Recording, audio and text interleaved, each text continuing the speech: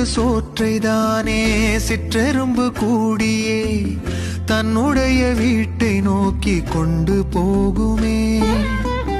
உள்ளபடி சொல்வதென்றால் சிற்றெரும்பு போல கூட சொந்தங்களை காக்கவில்லை இங்கே நானுமே. கோயில்தான் போனாலும் புண்ணியம் செய்தாலும் என்னுடைய பாவம் தீருமோ? இந்த உலகில் இன்றுதான் என் முகத்தை பார்க்கிறேன், கண்ணிலே ஈரம் சேருதே.